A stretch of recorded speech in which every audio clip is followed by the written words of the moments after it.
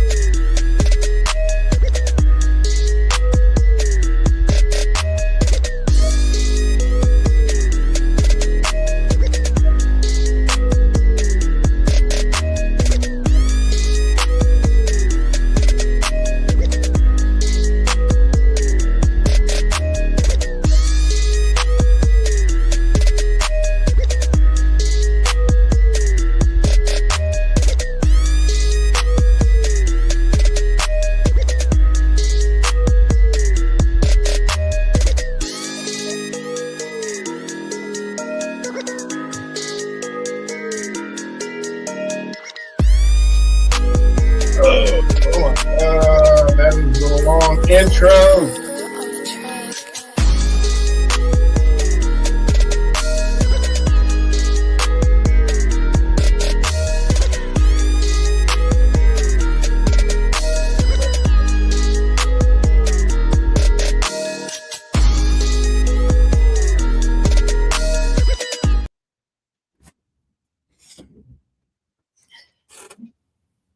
You know, I really got to cut these intros in half because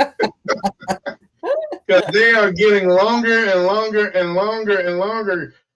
I just did one last night, and it's probably about a 2-minute intro, and I can't keep my guests waiting that long.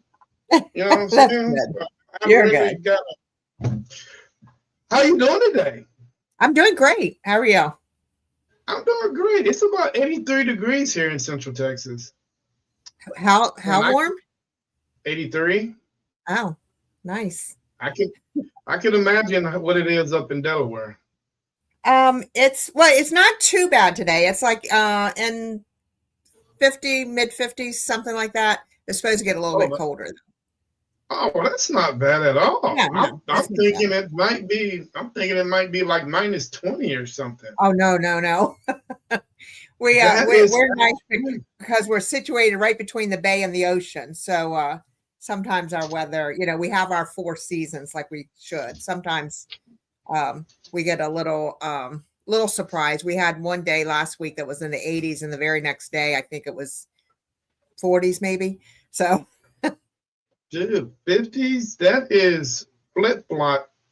I can wear flip-flops in that weather, and some shorts and a muscle shirt like I got on now. That's perfect. I mean, yeah, that is perfect weather for me. I can do that. Yeah, not too bad. So, Marion, I appreciate you coming on the show. I really enjoyed it. I hated that I had to scoot it up a little bit. Okay. Sorry about that. That's perfectly fine. It is. You are the first because I've never had anybody from Delaware before. So thank you for agreeing to come on the show. I really appreciate it, taking your time and sharing some stories with me. Delaware is one of those states where you're stuck in between times, I think, because, like I say, I've reached out. I've seen a lot of people that lives in Delaware that are paranormal investigators. One, either something dramatic happened to them and they stopped investigating, or they just got tired of all the paranoia that's going on in the paranormal community and they can't deal with it anymore, or they just don't have time for it anymore. Right. So, I'm not sure what the population is of paranormal investigators up there. I'm thinking you guys might have more than what Arizona has.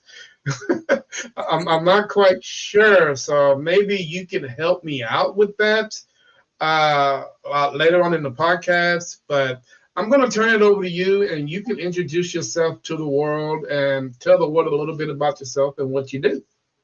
Okay. My name is Marion. I'm one of the co-founders of RSI. I, along with my son, who's the other co-founder, started this maybe right around COVID. Although a brief discussion that we had the two, you and I had right before going live, there was some activity in my house that my children witnessed. And maybe that was a catalyst for the interest. He's actually the one, my son's actually the one that approached me about, hey, Mom, would you be willing to do this? He actually tried to get my daughter to, and she was like, nope, no way. And so we did. And we've been doing this. And I think you had touched on like people from Delaware not sticking to it maybe. And I think probably because it's such a small area, and I think there's not a lot of local places that I don't know. There's a lot of people that you have one of two people, and there's not many in the gray area. It's that you're absolutely lost your mind. I don't want any parts of this. No, you can't come here, or oh wow, to it. And there's or they'll say, oh well, yeah, you can do it, but just don't tell anybody. So admit to the interest, but they don't want other people to know it. And I don't know. I'm not worried about it. I tell people all the time what we do on the side. So interesting. And once you tell people, do you normally get that reaction, or you shouldn't be doing that type of reaction, or what kind of reaction do you get? Sometimes, but then you have those people who don't want any parts of it, but they're really curious. So they'll ask me questions. Yeah, definitely. I have some who say, I pray for you all the time. And I don't know. I just don't think I could do that. But they're the first ones that's like, so tell me what happened. Like what happened when they know that it's investigated. So it's down the middle, I guess. There's some people say, nope, you're crazy. Now, when you mention people that you tell this to, is it a certain generation that you talk to, or is it more of the younger generation that you talk to? I'll talk to anybody about it. I find it fascinating. Yeah, and the people that say, they'll use religion maybe as their belief that you shouldn't be doing this. Well, why not? Like, if you believe that there's something after death, then why wouldn't you believe that we can communicate with those people or those spirits? Exactly. So, and I don't understand why I don't know why I'm trying to say this. I don't know why people of our generation, I'm not sure how old you are, but I'm thinking we might have been, around the same age. I'm 38. You look like you're about 35. Thank you. Thank you. You are my favorite person. I'm 38, you're 35. So we kind of in that same, area. But it seems like the younger people, the younger generation, are a little bit more open-minded than the older generation. And I'm thinking, is it possible that we were like that too in our younger days? And the people and our grandmothers and grandfathers were telling us not to deal with things like that. Oh, matter of fact, they didn't even speak about it, but yet we seen it, and sometimes we seem to tell our grandparents or our moms what we saw, and and they were like, no, don't talk about that. But it kind of reverses itself every now and then, or it carries itself on per young person, and as we get older, things seem sometimes to change. What do you think? I agree. I think I like to believe that there's something after we die, that death isn't the end of it. I like to believe that. I think some people, religion does play a big part in it, and for some reason they see it as evil, or it's messing with things you shouldn't be messing with. It's Mm-hmm. funny because my son, now I'm gonna tell you how old I am. My son is a little bit older than you, and like obviously we do. This is something that we do together, Wes and I. My daughter is getting ready to turn 30, and she absolutely wants nothing to do with it. So, Mm. and I don't know. Again, they're brought up the same way. I'm not sure what. I think it's just the unknown and whether or not Well, I you're think I think, and Marion, I might be wrong on this, but I think Hollywood has a big part to play in that. I think Mhm. Hollywood has a big part to play because Hollywood tendency to draw you in. They can draw you in or they can draw you out. They Right. can say, "Hey, man, I'm not. If this really goes down, I really don't want to be bothered with it." But like you say, most people are really intrigued about it, and Mhm. curiosity is one of those things that humans have that sometimes take over us. Right. And like I say, curiosity kills the cat every damn time. You know what I'm Yeah. saying? Now, and it's funny is while my daughter doesn't want, I say she doesn't want any parts of it. She doesn't want any parts of going on an investigation. Um, we started the talk of creating our own group started back when my daughter and I had gone down to West Virginia. We had family there and we went to visit. And Mm-hmm. she's a social worker that works in a psych hospital. And she saw that they were giving Trans Allegheny did tours. And she just thought, that's along my alley of what I work in. I would love to do a tour. Well, when we got there, I noticed they had paranormal tours. And I jokingly said to her, let's do that. And she said, nope, nope, nope, nope. No, I'll do the historical tour, but no paranormal. So when I came back, I was telling my son, and he's like, let's do it. And he was trying to tell her, and she was, no, I will go and do history tour all day long. But and I don't know, maybe it has something to do with the work that she does and knowing how the brain works a little bit. And maybe real life is Mm. scary, so she can't imagine what they're like in the afterlife. But I don't know. It's it's hard to explain why somebody like she will mod for us. We will do live sometimes during an investigation, and she will mod that Mm-hmm. live for us. But she don't want any parts of going on the actual investigation. Oh wow, that is So yeah, and like no I said, maybe both of them were brought up the same way. So why they have the different reactions, I'm not sure. yeah. That's a good one for me. I don't know. That is a good one. But Marion, sit back and enjoy the ride because I am going to ask you a lot of questions. I'm going to pick your brain, Oh, and I'm good. just going to see what you think. Okay, Uh, great. I've had this discussion with myself, and I told myself, and I like self, what is the difference between a spirit and a soul? Hmm. And I've yet to figure that out. So maybe you can help me and to figure this out. What, in your definition, do you think the difference between a spirit and a soul? Um, I like to, and then maybe this is just wishful thinking on my part. I like to think that the soul does move on. That you hear, restless souls or whatever. I like to think that they do move on, but something keeps the spirit here. And whether that's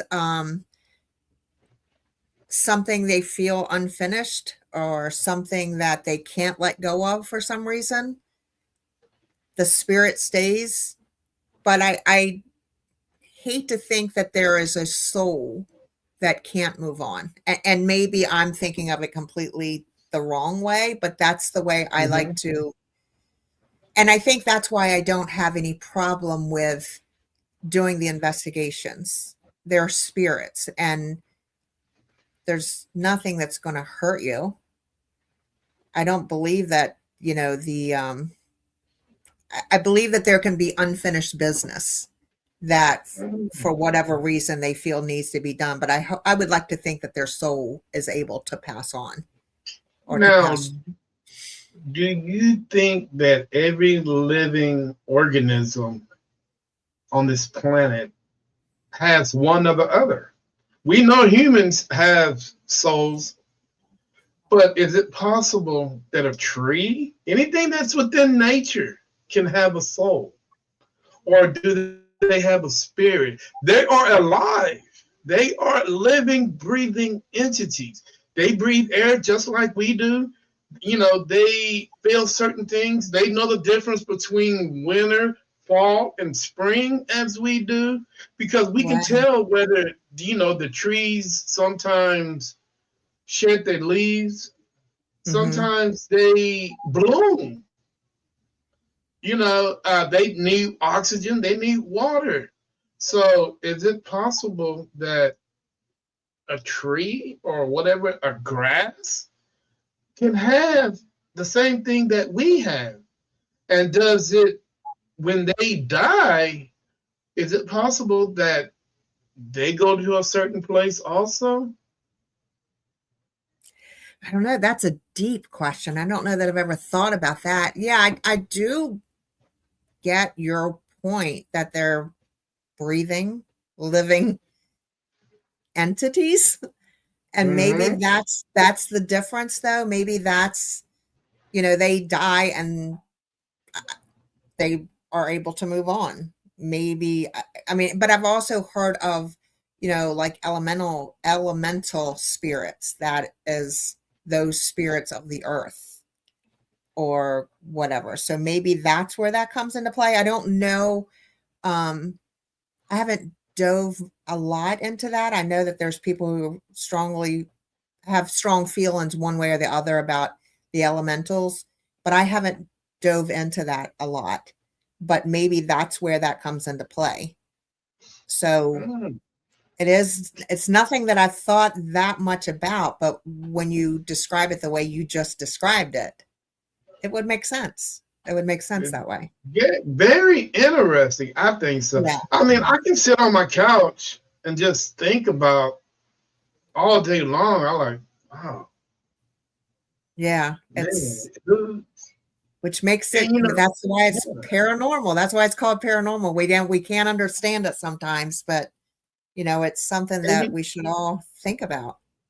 And you know what? And I'm not a very spiritual person. I mean, I don't go to church, but I can't help but think of the individual that took the time to put all this in play.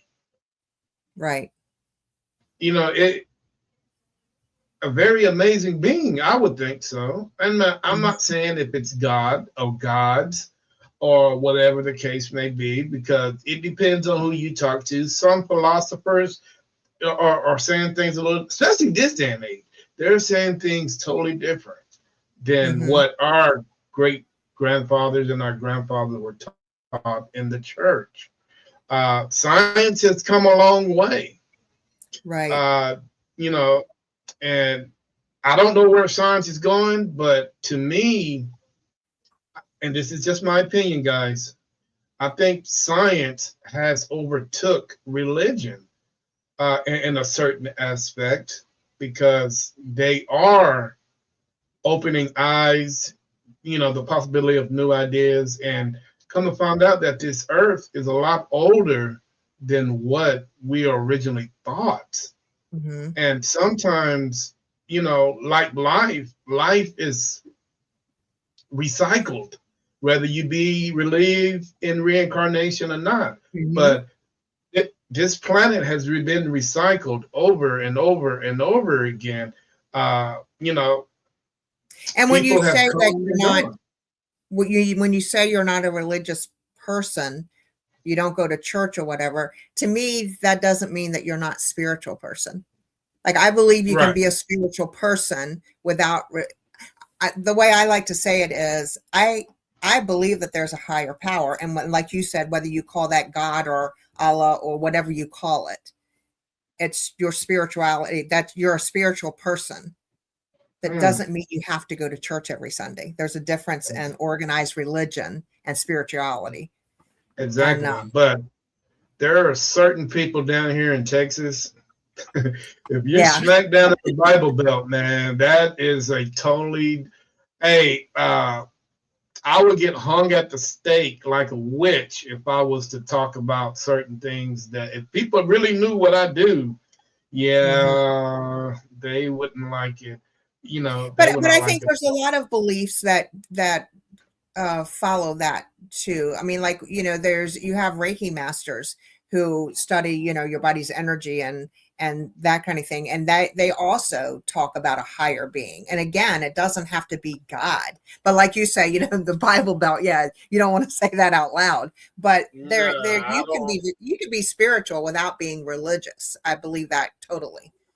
And you know what? And I think that's where the new generation is coming into play because when I talk to them and we sit down and have a conversation and I bring up religion and they're like, well, we don't have to go to church to be spiritual. And I'm like, well, yeah, I mean, I clearly understand it. So I hear them saying it more and more and more, Right.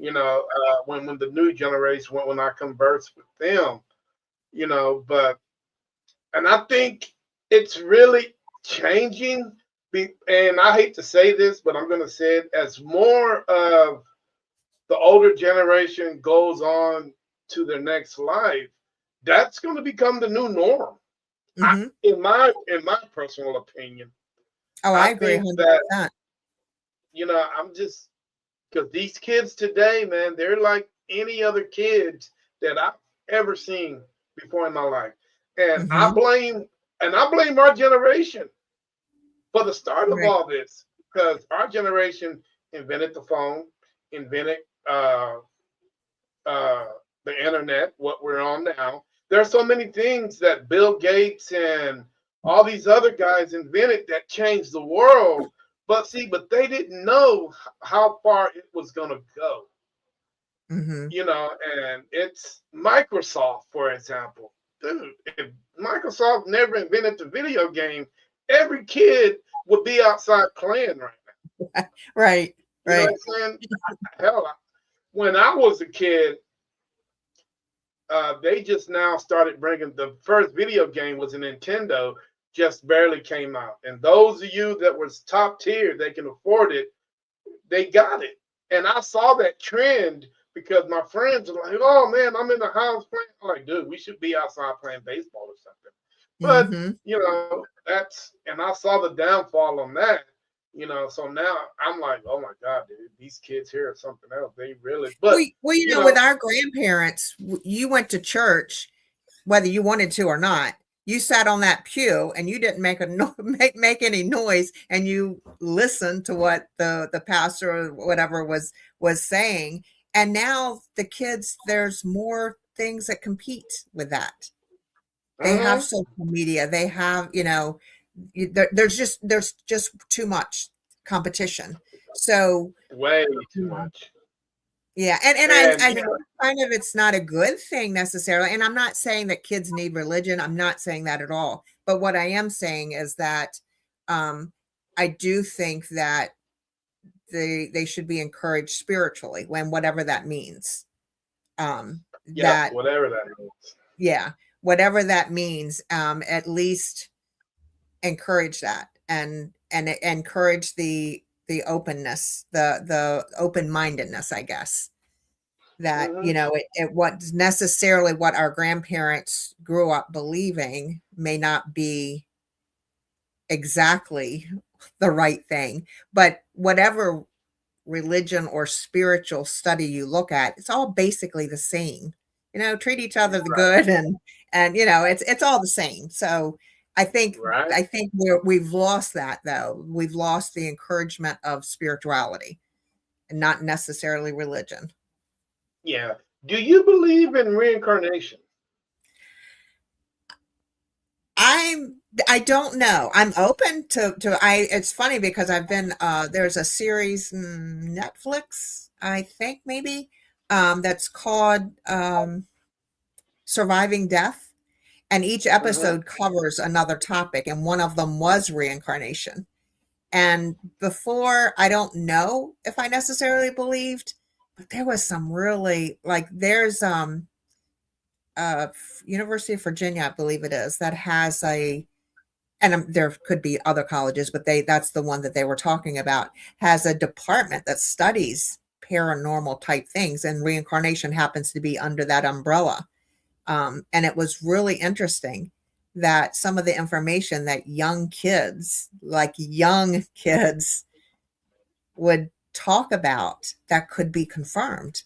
So then it kind of makes me wonder, is that, I mean, were they reincarnated? I definitely something I wouldn't say no, absolutely not. No. Um, You know, the biggest problem that I have about reincarnation is, and I talked about, I don't know if you watched last night's podcast, but we actually discussed that. In order to be reincarnated into a new body, you will have to have a body, correct? right, right. These and have you ever looked down the street and you wondering, man, where's all these people are dying, and but you don't see no baby carriages, you don't see anything else. You're looking like all these people are dying, but nobody is being born. This generation is not having kids at the rate that our grandparents are having kids back then. Hmm. And I can't help but wonder, because again, my mind wonders, and I've asked myself, I'll say, okay, if people are dying, I mean, at the rate of, and throw a number out there, at 10,000 people are dying per day, and there's only 5,000 people being born per day. And all these 10,000 people are wanting to be reincarnated. Where do we come up with the other 10,000 bodies at for the reincarnation process? But maybe reincarnation is not necessarily continuously being reborn, because one of the things that I had read about with reincarnation is, and I think there is a religion. I'm not sure if it's Buddhism. There is one religion though that believes in reincarnation, and their theory is that your body is born over and over again to live here on earth, and with each life you're learning a lesson, and you Hmm. continue that process until your spirit becomes so spiritually perfect that you don't need to be reborn again. So Wow. if that were right, then some of these people that are dying maybe have reached that spiritual perfection that they don't need to be reborn again. So their thing is essentially hell is right here on earth, that there is no heaven or hell. Heaven is the time when you get to that spiritual perfection. Hell is the process of being born over and over and over again. So I don't Hmm. know. I don't That's know. something to ponder. Like, Because I've always heard about the Hall of Souls, and I don't know if you ever heard of that before. I don't think so. The Hall of Souls is where God was to take a soul and put it in a child, and everybody that's in that Hall of Souls is being reincarnated. I mean, it's the hall is huge. I mean, it's so big that, and all these souls, man, are just being recycled and recycled. And I just can't help but wonder. I like, dude, I mean, because the population is dwindling on this planet. I don't know if you've noticed it, but it's kids. the babies, I mean, the hospitals don't have as many babies in the wards as they used to be. Mm-hmm. And my sons are one of the main reasons why. Because at my age, and my kids' age of 33, 30, and one who's 23, he doesn't know where he's going like right now, so he's still in college. But the other two doesn't have kids. And I asked him, I like, you guys are gonna ever have kids? And they're like, Dad, I'll get to it when I get to it. No rush. No rush. That's not a bad thing either. Okay. They're like, no rush. And like I tell them, I like, whether you believe it or not, but my clock is ticking. I Mm-hmm. might have another 30 to 40 years on this planet, and your mom is going to call for me eventually.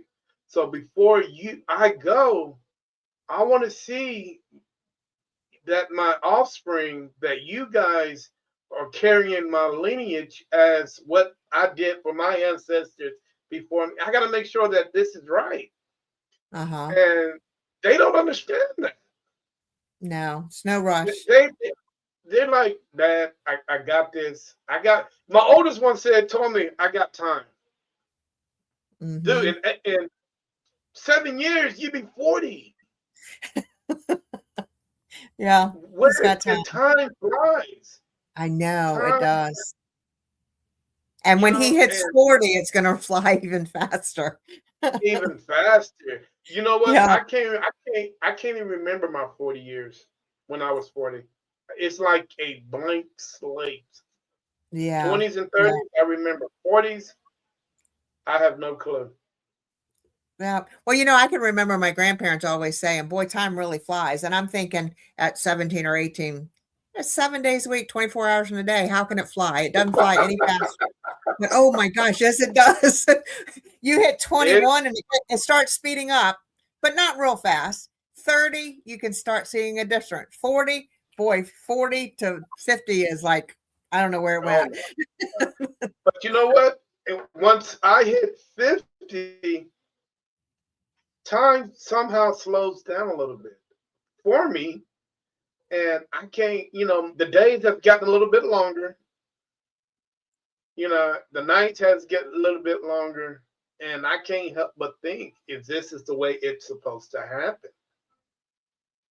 Speedy up between the day you're born to your 20s and your 30s, then it gradually slowed. It disappeared in my 40s. I have no clue. But 50s kind of slowed down. Yeah. And I'm like, wow, dude. And I'm actually seeing things more clearer now than at any age in my life. And I don't know if it's supposed to be that way. Maybe so, because those grandkids do need some guidance still when you get them. So maybe it is meant to be. Maybe it is meant to be. Yeah. I'm gonna be the worst grandfather ever. Nah. I'm gonna amp them up with all the sugar and send them back. That's what your job is. That is the soul. I'm sure it's written somewhere. That is the job of a grandparent. Bye. See you later. If you don't do it, you've failed. Yeah, exactly. Yeah. I mentioned Hollywood in the first part of the conversation. How do you feel about Hollywood? How do you feel about certain TV shows that are leading the new generation down the wrong path of paranormal investigations? And they're using that one word I really don't like, but we're going to get with that here. No, actually, it's not the D word. Okay. It's not it's the C word. No, it's the G word. I'm sorry. Okay. And how do you feel about Hollywood and the way they portray us? Do you think it's right? Or do you think Hollywood should focus on other stuff than focus on the things that they're not doing right and the things that they're not educating? Well, one thing about Hollywood is not meant to educate anybody. Right. So we really cannot say that everything Hollywood put out is educational, because we know that's a bald face LIE. You know what I'm saying? So we need to take that upon ourselves to educate ourselves and others and have people stop depending on Hollywood and YouTube for their success in the paranormal community. Would you agree or Right. disagree? Right. I think that I think obviously Hollywood does, they have to hype it up. I mean, because let's be real. They can't film an investigation where for hours you might not get anything and expect somebody to sit there and watch that TV show. So yeah, they're going to hype it up. Um, and that's, I don't know. I guess it to me, it's helpful in getting people interested in it because I think we do need people who are honestly interested in looking into it and trying to get answers. So it's helpful in Mm-hmm. that aspect. Um, but I don't think that especially younger kids, I think they don't understand that it's not that what they're seeing is not truly a true investigation. That it's embellished a little bit. It has to be for TV, for viewers. Um, Mm-hmm. so in that aspect, I think, but social media is just as bad. You have people who are doing it for content, and that's okay. There's enough room for everybody, but I don't know. There has to be some kind of definition, I think, or some kind of defining thing where somebody's in it for content creation only, or somebody really does want to investigate and try to get answers. And I think Mm-hmm. that line hasn't been clearly drawn yet. So I think people, or young people especially, do get don't I should say don't get a true insight into what it's all about. That line hasn't been drawn, and I'm not sure how to draw it because you have not only TV, but you have, more importantly, social media that is probably a bigger influence. Mm. So, Big in. yeah. So, and I'm not sure how you draw that line or how you make that distinction other than to, investigate with integrity. And, if it's not there, it's not there. Yeah, I think that we would have to collect as many people, true people, many as we can, and show them the ways that were showed to us.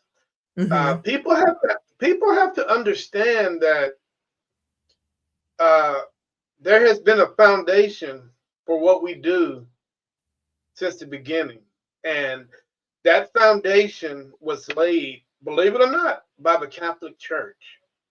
Hmm. So when the Catholic Church back in the day would hear about something that they didn't understand, or let's say, I'm going to use this for an example. Let's say when I don't know if he's myth or not. Let's say when Dracula came to be, he came to light. The Catholic Church sent Van Helsing out to kill Dracula because the Catholic Church believed in one thing and they considered Dracula as the bad guy. So they would send Van Helsing, well, this holy crusader, to go and to take him out. And I'm not saying that Van Helsing did it or not because we don't know. Uh, and with that being said, the same thing, that they did, same thing, we're doing. They laid that foundation. The only difference is the name has changed. The name has changed.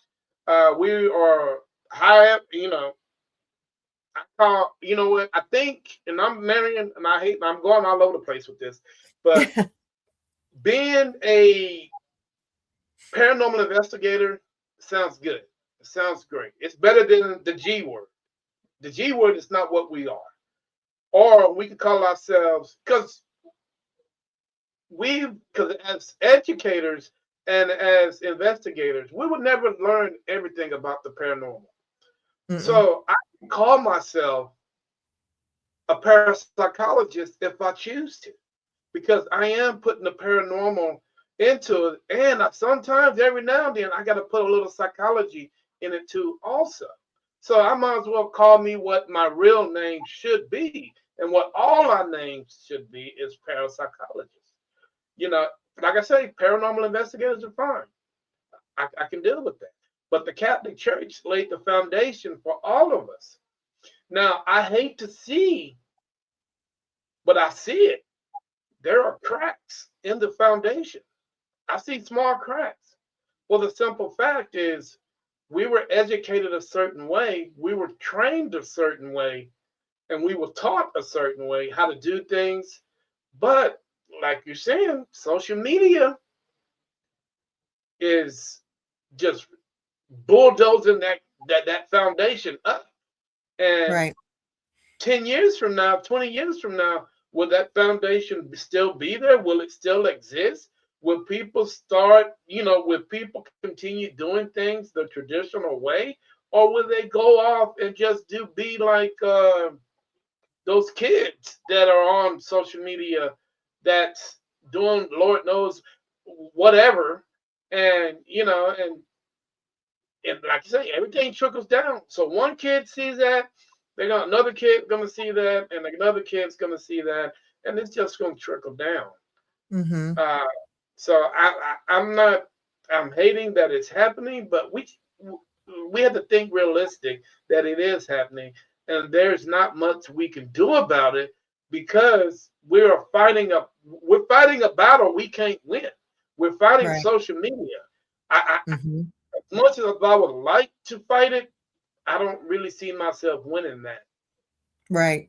Right. And there's a lot, we in our travels have come across some good people that, they are um, very focused on the integrity of their investigation, but they also have to keep in mind the social media aspect. Nobody wants, I guarantee you, as many people that say they're interested in, oh, I want to do that. If they were to go and sit for 8 hours and, you might get maybe 15 or 20 minutes of activity, wouldn't last very long. So I get it. I really do get it.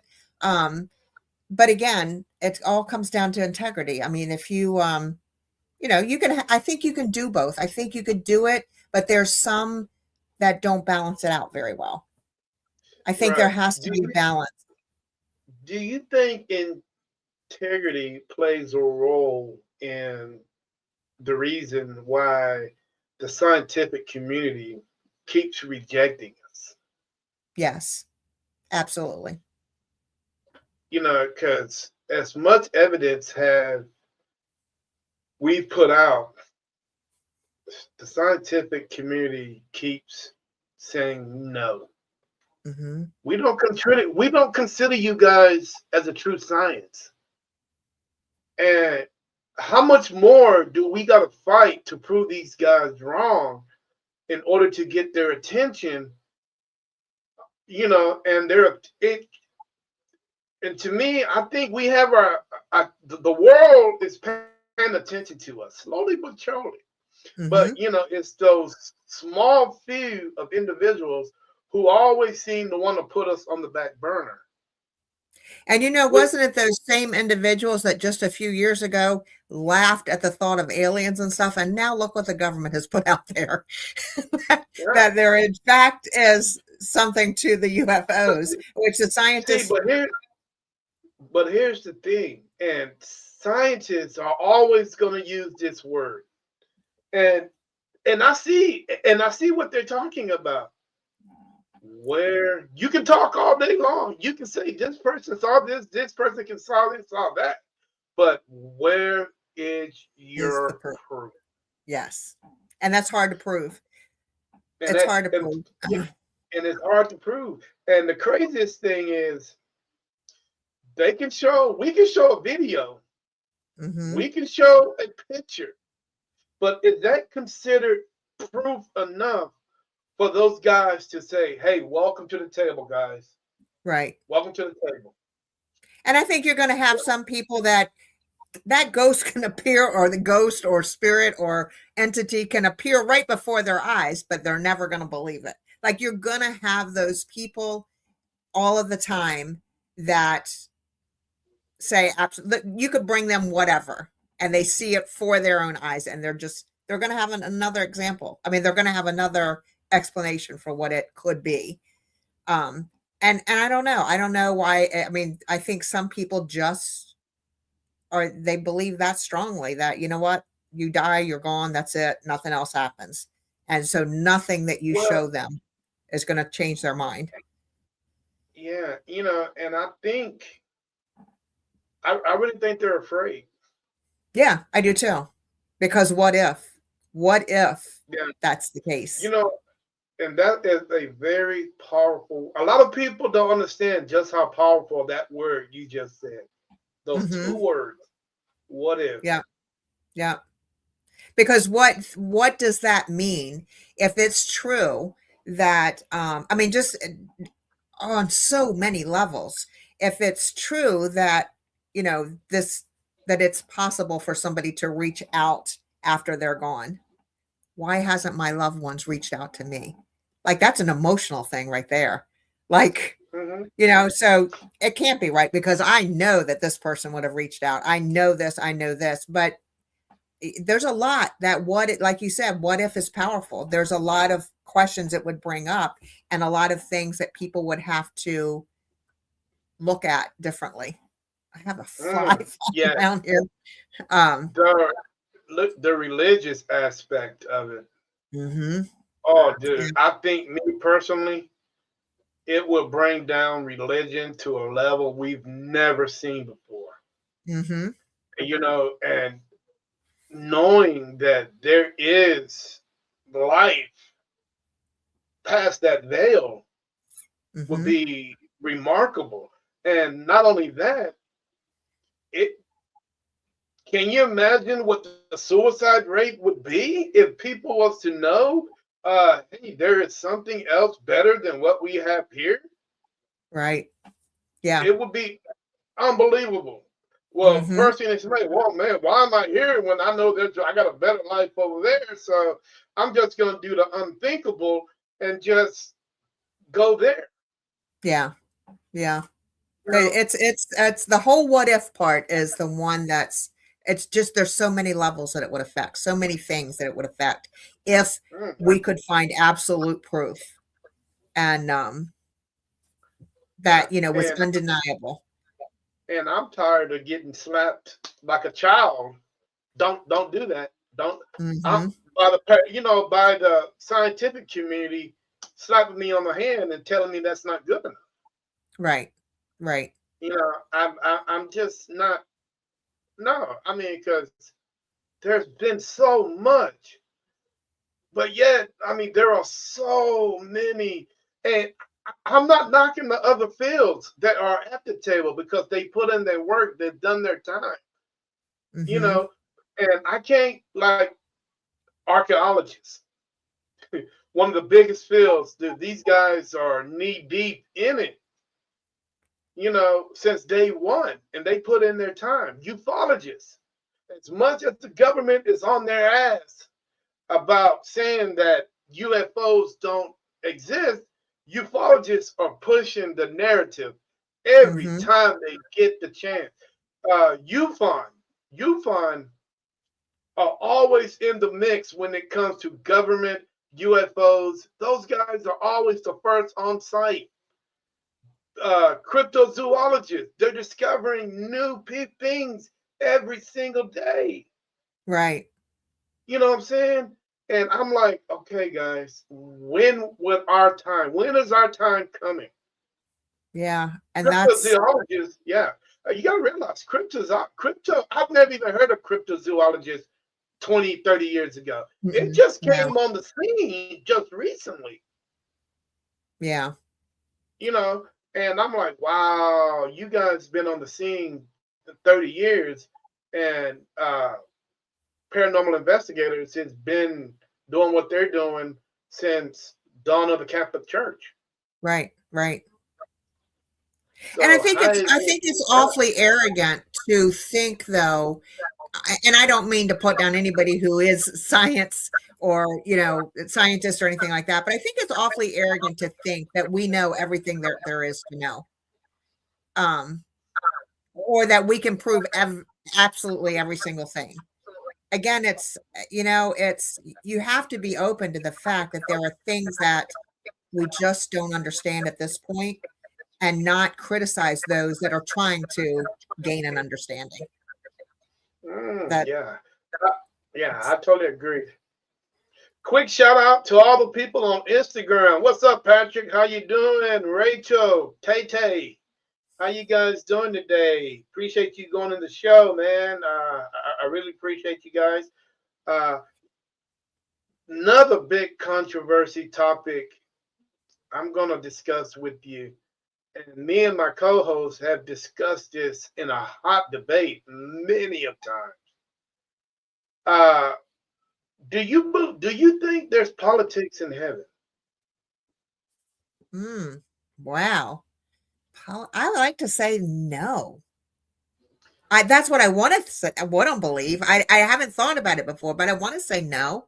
I would hope that if, again, maybe this goes back a little bit to the reincarnation, but I would hope that if you've reached that stage, then is there a reason to debate politics, like political?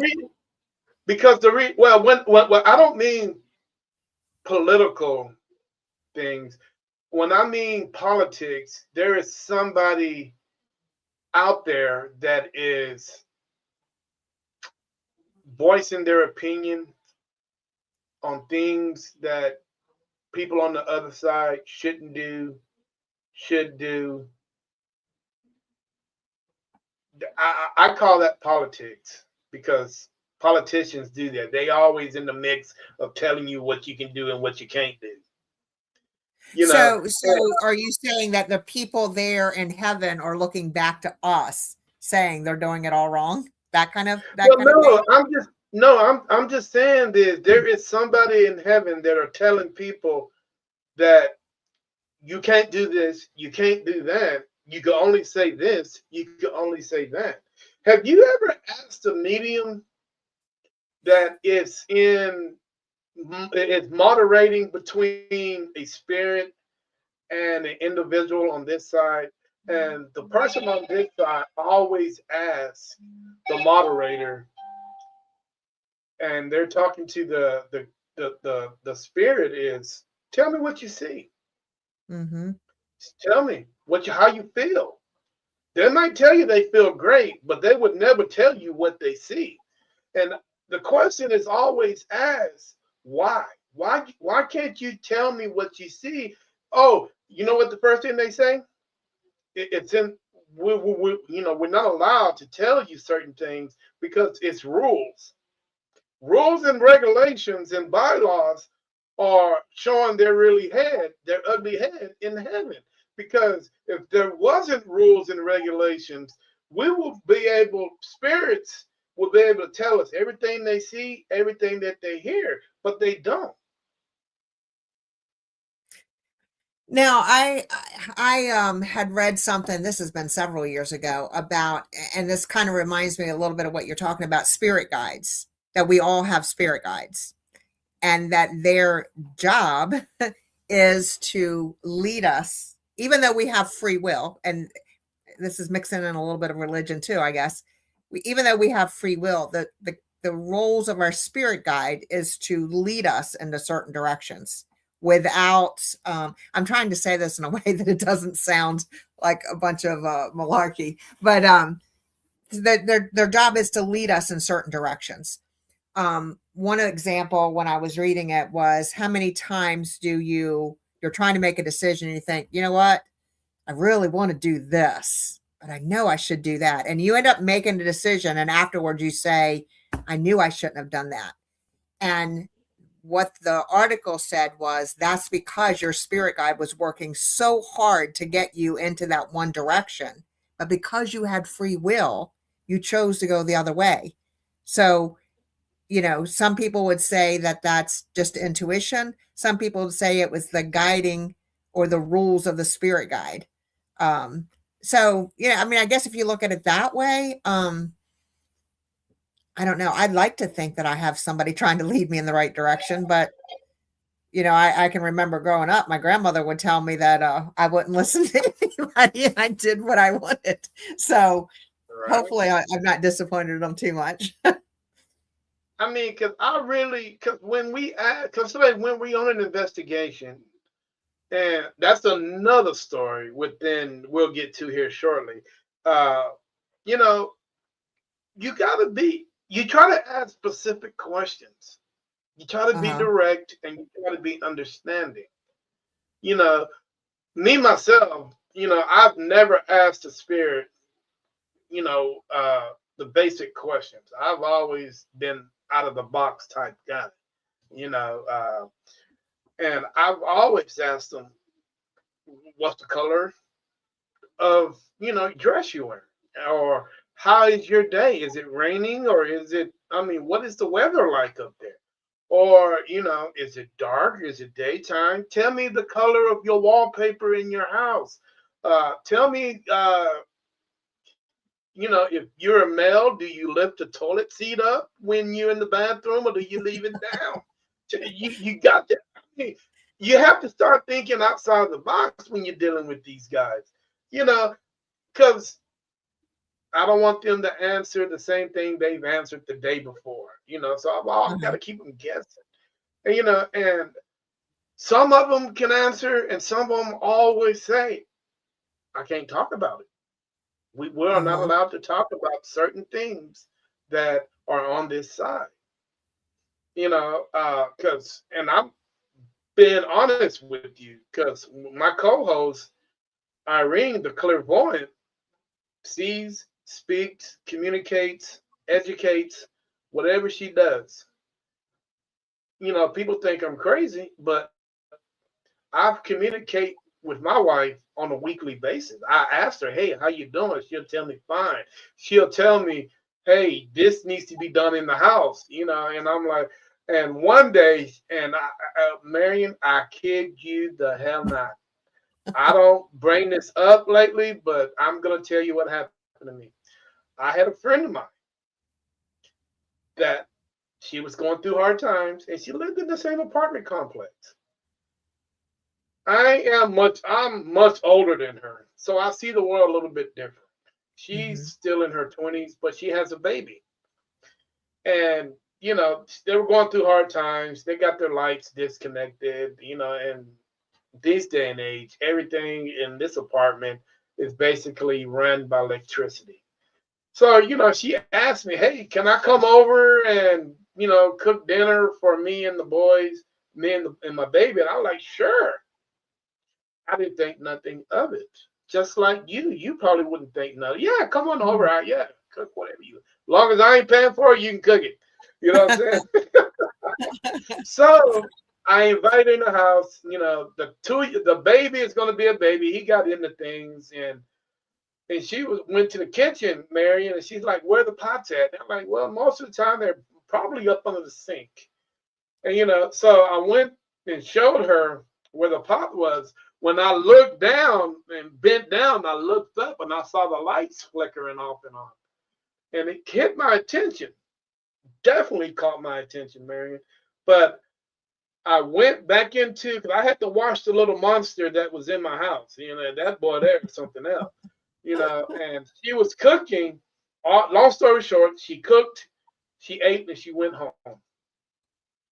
And no more than I say a month later, I'm talking to Irene on the phone, and and I told my wife, I said, "Hell, I know you're on the other side, but I bet not hear you flirting with anybody over there. I'm a jealous man." We were married like 30 something years, and do you know what she said? And I kid you not, this is word for word. She told me I better not have that bee in her house again. Marion, I was speechless I because bet. I I bet. didn't tell Irene. I did. I didn't tell Irene about that because it's none of her business. Mm-hmm. I didn't. Nobody was there. Nobody. She don't deal with anybody in the paranormal community. Mm-hmm. So there's no way that nobody would knew about that.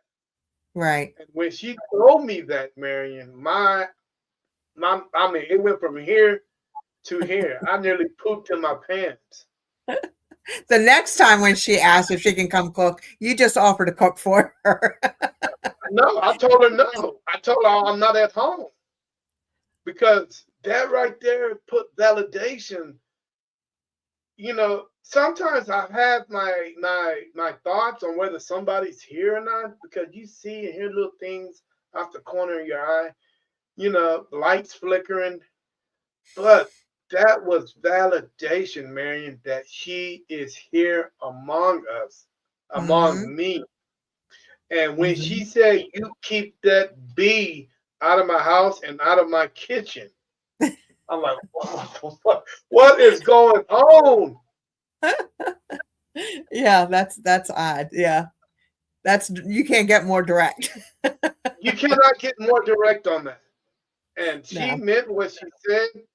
And I think I kind of pushed the narrative a little bit because I told her I didn't want her flirting up there. But her to come back and tell to the way she shut me up is by saying that. And she did exactly that. That She is shut me funny. up and I'm like, oh my God, dude. And that's a whoo. And you know Yeah. what? I can't even tell my kids that because my kids would believe it if I told them. Mm-hmm. Yeah. I'm like, wow, dude, that's unbelievable. Marion, let's what Delmar, Delaware. Tell me a little bit about that town. Let me tell you about Delmar. Delmar is a great place. Actually, I live in Delmar, Maryland. Um, Wes, my son, who's the co-founder, lives on the Delaware side. The line Oh, runs right through our town. get In out of here! fact, You kidding me? we have two mayors. We have a Maryland mayor and a Delaware mayor. Um, and it used to be, and our police force is actually certified in both states. So yeah, we share. Our elementary school is on the Maryland side. Our high school and middle school is on the Delaware side. So That's, it's very interesting. Very interesting. Part wow. of their celebration, their heritage celebration every year is they have a tug of war, and it's Maryland against Delaware, and it's led by the mayors, and Maryland residents, Delaware residents. So So I can imagine the rivalries. Well, I don't. The high school is on what side? the high school is on the Delaware side. Now, it used to be, I'm also a member of the Historical Society. So it used to be we had a high school on both sides. And yes, there was rivalry. In fact, if you went to the Maryland school, you didn't associate with the students from the Delaware school. It was literally like it was a very when they consolidated and had decided to have one high school, it was like a 3-year, very contested, heated battle to have Oh, a I can consolidation. imagine. And I now can though imagine. you wouldn't even know it now because the town is a big supporter of the kids. I mean, like, if our football team wins the state championship, or not just the football team, the girls hockey team, any of the teams, little league even, if they win a championship, they are escorted through town by the fire department, by the police department, and it's a big thing. It's a really nice town to have your children grow up in. So, but it Okay. is Well, unusual. yeah, definitely is. Wow. Uh, Delaware, you're a part of the historical society. Hmm. Are there any buildings or anything that have any historical, you know, history in it? Dark history? Well, there are, but like I had said, to get into some of those, like we have approached a couple different places, and it's because you also have they're just not interested in entertaining the idea. They because you have a strong religious population, I want to say, maybe that, it's just not something you deal in. But again, you have a lot of investigators. So, we do a lot of our investigations are, we say across the bridge in Maryland or whatever, or we go down to Virginia, West Virginia, or whatever. It's not to say that there's not any places around here. There are, but I think that more can be found in other places. So now you're a part of the historical society. Is there anything that you guys run directly that you are involved in? we are in the process of opening a museum for our town. We're right now at the stage that we're in is the building. We actually have the building that belonged to the original town doctor. In fact, the town had its own doctor up until I want to say maybe the 80s, 1980s. So we have that building that housed his office, and we're turning that into a museum. And we were a railroad town, which is how Delaware got on the map, was when the railroad came through. So, yeah, we're in the process of doing that, which is really interesting. Well, and how old is the building? 80s, right? No, it was actually before then, because it was there. I don't even want to try to guess when it was built, but back when I said there used to be 2 high schools, it served many purposes, this building, not only the doctor's office, its house, the library was in there at one point when the high school, the older high school had their home ec classes in there. It's been a beauty salon, like it's been so many things, but one end of it was the doctor's office, and we have all of his equipment and everything. So that end of the building will be restored just like his office building was, or his offices were. And then the rest will be. What happened to the doctor? He retired, or? Yeah, he retired, and we're not far from bigger towns that, we have a hospital just 20 minutes away. So, there is a doctor, I guess, in town, but when I say the town doctor, I'm talking like the one that would come to your house, made house calls. So yeah, he retired. So okay, cool. But he practiced up until the 70s or 80s. Okay. Are you guys? What do Restless Spirits investigation? What do you guys do to reach your community? Again, we don't do a whole lot in our community. When we started out, because we wanted to learn more about it, and because we were interested in not so much social media, it was getting answers. Like, really, we were just curious. We wanted to know. So when we first started out, we started with locations that like local lore and that kind of stuff. There's one, I think everybody's got a crybaby bridge. The story of, a woman throwing a baby. Right. I think every town or every area's got one, and different places like that, local lore and legend. And we would just go there. And it was more a process of, let's see if there's any grounds to all of the stories, and 2, it's a way we can start learning some of this equipment that's being used. And so we started with that, and with cemeteries and that kind of thing. And like I said, I'm not shy about talking about what I do. It's obviously not a full-time job. I do have a full-time job, but I talk in my job about this is what I do, and I get a lot of times you're crazy. But we have had a couple times where somebody has asked us to come, and because they do know that we do it, have come and asked us to come and investigate, but not necessarily let other people know that that's what we're doing. Like, they are interested, and they might even be open to the idea, but they don't want other people to know that. It's very much that kind of a community. Yeah. It's like that here in Cedar Park.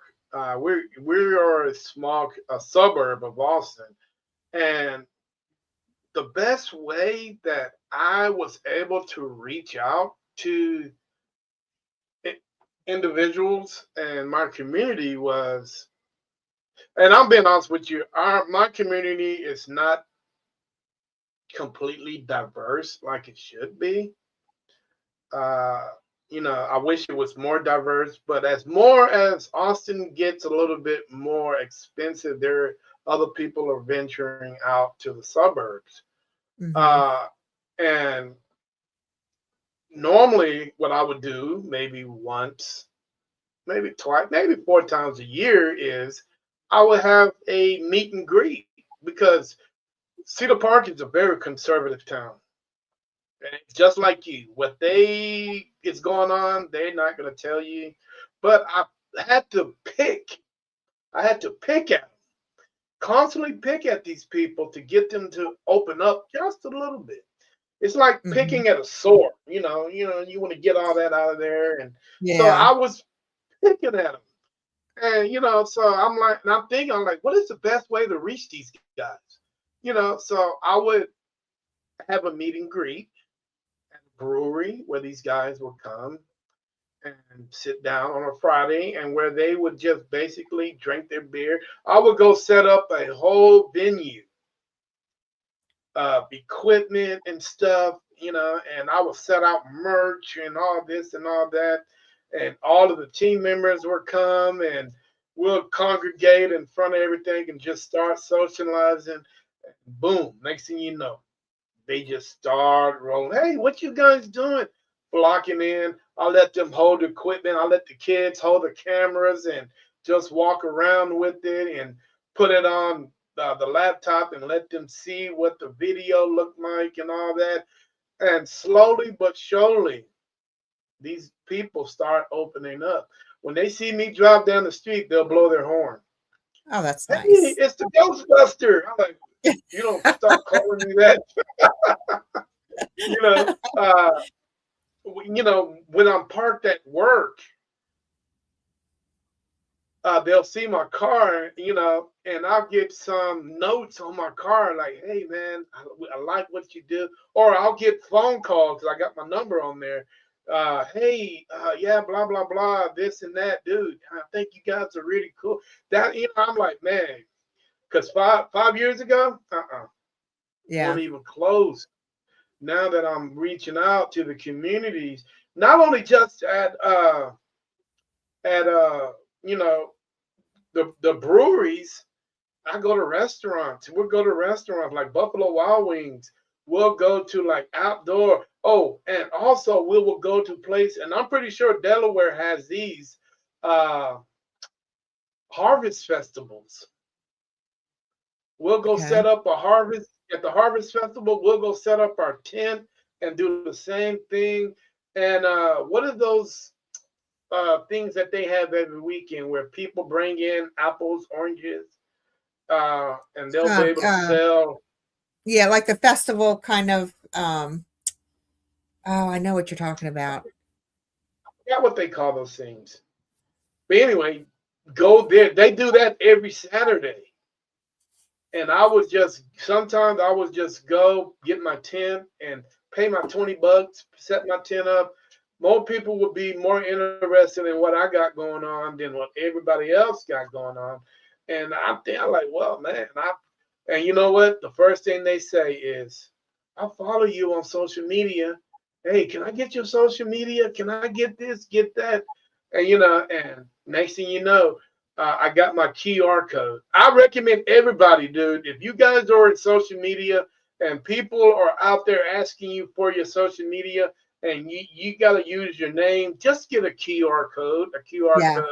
They'll scan that and they will get all the information from you. Just that Yeah. simple. So I recommend everybody to do that. We have But yeah, cards made. man, it's Yeah, we have cards made where we can give them a card, but right on the back of that card is the QR code for our social media pages. So yeah, yeah. that is the easiest way to do it, man. And I've opened up to these guys, and to me every time. Dude, I had a lady freaking drive me down just to ask me, oh, you got at the red light. Oh, you got a bunch of ladies. It was like three of them. It was like, oh man, I like what you do. Can I? And they asked me, can they join the organization? And I'm like, well, there's a process, But at the time, the light turned blue, and everybody started blowing their horn. And I'm like, well, I gotta go. If you really want it, call me. And one or two called me, but it interfered with their work. I think they're like nurses, and some nurses are required to work on weekends. Yeah. They're Bless them. never. Yeah, a nurse is never. Their days fluctuate, and they wasn't consistent with what they got going on in their days. But yeah, man. I mean, there's so many ways to reach out to a community. It's endless. Yeah. So I ask you guys, hey, go reach out to your community. If you guys are interested in putting on becoming a paranormal investigator, dude, start with, talking to your community, see what they think. And, hopefully they'll get your backing. And I can only say most of them got, you got your critics. Every town has your Right. critics. Right. Every Now, town my has their brother, skeptics. my brother is also a member of our team, but he is in Virginia. So we're kind of spread out a little bit, but we're always sending him cards. He goes through so many cards. So he is out there, but he is also Yeah. in a college town. He's in a college town. He's down near Virginia Tech. And he says that the college kids, because he drives Uber too. So he said the college kids are always, it's like, oh, can I get one of your cards? And, like they're always, like you said, they're younger, they're more open to it. Than, if some of the older people who are, nope, you don't mess with that stuff. But, yeah, he's really good at reaching out and, talking, and he wears our t-shirts out everywhere. He's been approached because of wearing the t-shirt, and yeah, he's really good about the reaching out part. So, and like I said, I'm not afraid to talk about it if somebody asks me, and sometimes I might even bring it up a little bit, sometimes, but he's right out there. Patrick, he's putting cards out. Yeah. You got to have that one. What is now? I heard you mention the G word. You want to know what the G word is? Mm-hmm. And the G I think word I might is know ghost. what it is. Okay. The G word is ghost hunter. Yeah. Yeah. I figured that one out. Yeah, you're not a ghost hunter. I'm not a ghost hunter. What my son always says, we're not going hunting for anything. That's what he always says. If I'm gonna hunt for something, it's gonna be for survival. I'll hunt deer, pig all day long, but I'm not gonna hunt something that has potential to haunt me back. You know what I'm saying? Right. And yeah. I think Hollywood, and I don't know why they use that word. They're ghost hunters. I'm like, oh, dude, that don't sound right, because you put that narrative out there, man. People are gonna run with it, and next thing you know, everybody's a ghost hunter, and that's not. Now, if you're an urban explorer, I kind of put you guys in the same category. Yeah, yeah. Urban explorer, ghost hunter, maybe, depending on who you talk to, But I no, that irritates the hell out of me. And a lot of people in the paranormal community uses that word as a part of their, their organization. It's a part of their name. And a lot of people say don't bother them. Yeah. But and see, I'm probably guilty every once in a while of dropping, let's go ghost hunt, or I ghost hunt, because I know that's people will relate to that. If it's somebody new that I'm talking to, because like you said, that term has been thrown out there so much. If I were to say paranormal investigation, some people see that as a wide range, and that's, cryptids, and it's not just spirits. Paranormal is an umbrella for a lot of other terms. That's the way a lot of people say it. So sometimes if I'm talking to somebody, I'm guilty of saying, oh, we go ghost hunting. My son will correct me and say, no, we don't go hunting for anything. So, but I see it as that's, I see it as that's narrowing down the area that I'm in. I don't go looking for Bigfoot. I don't do, any of some of the other stuff. And paranormal does tend to be an umbrella for all of that to a lot of people. Yeah. I mean, don't get me wrong. If he come knocked on my door, I'm going to invite him in. Mm-hmm. That's just me. Me and Bigfoot got a good relationship. Hey, we got this. We have this understanding. You don't mess with me, I don't mess with you type of understanding. You stay in your corner. You stay in East Texas, I'll stay in Central Texas. But if you ever invite me out, I'm not one to say it doesn't exist because I don't know. There are thousands of acres on this earth of wooded areas or mountainous areas. Yep. Am I one to say that, he doesn't exist? No, I'm not, because I don't know. And I do know one thing I'm not going to do, and that's I'm not going to go looking for him, because that would involve sleeping in a tent. And there's more things other than just Bigfoot that can get through that tent, like bears and snakes and whatever. There is a lot. Couple more questions, Mary, and I'm going to get you out of here on this Sunday. One thing I should have brought up at the beginning of the show is there's different types of paranormal investigators out in this world. There are, different, same name, but under different, so many branches, paranormal investigators out there. What type are you guys? We are one that we want to, and I'm not saying that, I like to say that we're skeptical believers. We definitely believe that there's something that we can't explain. I'm not going to, if somebody is going to point a camera in a certain direction and say, you see that shadow over there? You see, I'm going to walk over to that shadow, like at least walk towards it. And if it turns around and starts approaching me, then I'm out of there. But it's not quick to jump. I'm not quick to jump, or we're not quick to jump. And it is all about our integrity is very important, that we're not jumping the gun and saying what I said earlier, the D word, so quickly. I think that I very much believe that you can go into an area that's dark and it doesn't mean that it's demonic. Dark can be anything at the time of death. If you figure dementia could be a darkness, confusion, anger. There's a lot of stuff that can be dark, but not necessarily malevolent.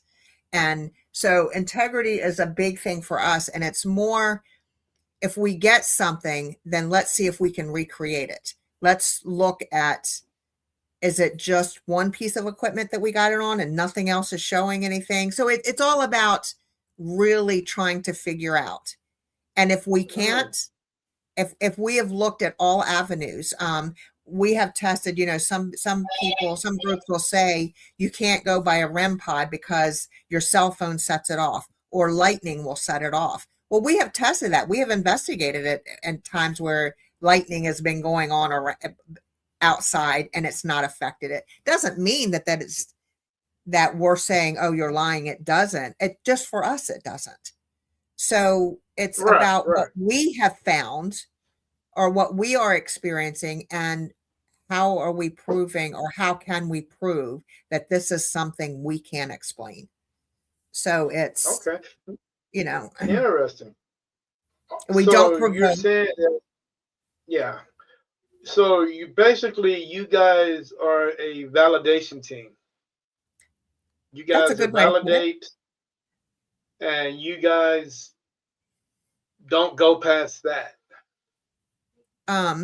No, I think so. Like we investigated a place last year, and I'm gonna put the name out there. I don't know if you allow that or not, but maybe I won't put the name, not knowing if you allow it. But it was a funeral home, And I would Okay. never, ever, ever in my life ever thought I would do this. But we just booked a 4-hour thing because we had done an all night the night before. We had an all night the next night, and I didn't think I could do 3 all nights in one trip. So we just did 4 hours. The Oh, first 2 hours was nothing. So, like I said, we don't provoke, but we might trigger. So I told him they had a casket set up there. So I told my son, it's like, let's see if we can jumpstart something. And he said, like, how? And I said, I'm going to go get in the casket and let's do an Estes method in the casket. He said, have you lost your mind? It's like, you know what? If maybe it'll trigger something. And again, I never would have ever thought I would have done anything like that. And not only did I do the casket, I went and sat laid on the embalming table and did an Estes method from the embalming table. oh. So and it did start activity. And so it's we're not going to provoke, but we might trigger sometimes or use trigger objects. But you know, we take pride in the fact that we go into a place respecting not only the building and the history behind the building, because obviously I have a love for history, but also the spirits that are there. I wouldn't walk in anybody's house and start interrogating them. Why do we think spirits want that to happen? So it's their spot, not ours. So I think validation team is a good way to describe us. Like, you know, let's try to validate what we have found. Yeah, kind of. There's a lot of teams out there that validate, but they cleanse also. You know, and I always tell people it's easy to get some sage and to smudge a house. Mm-hmm. But saying the right words means everything. If you're smudging and you're not using the right words, and it's useless. Right. And we have been asked by some places they don't want any kind of cleansing. They are happy, or they are perfectly fine with the spirits that are there.